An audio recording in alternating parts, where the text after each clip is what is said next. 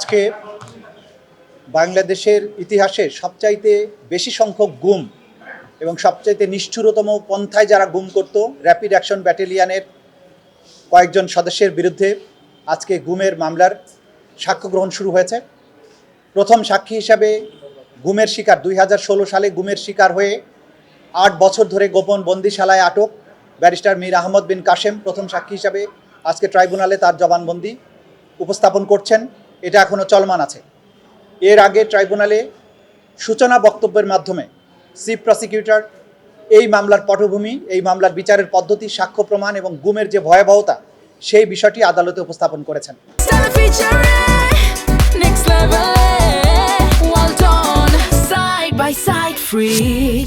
আমরা এই সূচনা বক্তব্যের মাধ্যমে দেখিয়েছি যে রাষ্ট্রীয় বাহিনীগুলোকে মার্সেনারির মতো ব্যবহার করে বাংলাদেশে গুমকে একটা সংস্কৃতিতে পরিণত করা হয়েছিল, ভিন্ন মত দমনের জন্য, প্রতিপক্ষকে শায়েস্তা করার জন্য।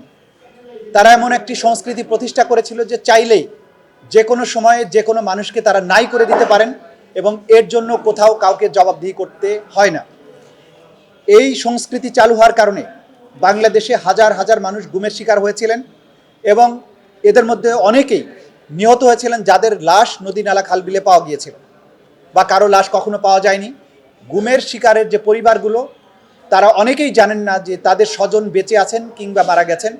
তার স্ত্রীরা জানেন না তিনি বিধবা না সধবা, সন্তানেরা জানেন না বাবা জীবিত আছেন না মৃত, এবং মারা গিয়ে থাকলে কবে তার মৃত্যু হয়েছে, কোথায় তার কবর হয়েছে। এই যে সংস্কৃতি, সেইটার অন্যতম প্রধান কারিগর ছিল র্যাপিড অ্যাকশন ব্যাটালিয়ন এবং র্যাপিড অ্যাকশন ব্যাটালিয়নের যে সমস্ত অফিসাররা এই গুমের সাথে জড়িত ছিলেন তার মধ্য থেকে কিছু সংখ্যক অফিসারকে আজকে এখানে বিচারের মুখোমুখি করা হয়েছে। এর সাথে এই গুমের প্রধান পৃষ্ঠপোষক নির্দেশদাতা হিসাবে সাবেক প্রধানমন্ত্রী শেখ হাসিনা, সাবেক স্বরাষ্ট্রমন্ত্রী আসাদুজ্জামান খান কামাল সহ এই সমস্ত অফিসারদের বিচার এখানে অনুষ্ঠিত হচ্ছে।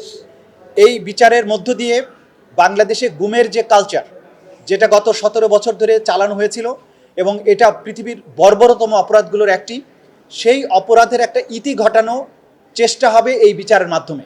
এই বিচারের মাধ্যমে অতীতে সংগঠিত অপরাধের শুধুমাত্র দায়মোচনী নয়, ভবিষ্যতে গুমের মতো ভয়াবহ জিনিস যাতে সমাজে ফিরে আসতে না পারে সেই জন্য এই বিচার আমরা চেয়েছি এবং সেই বিচারের প্রক্রিয়া এখানে শুরু হয়েছে।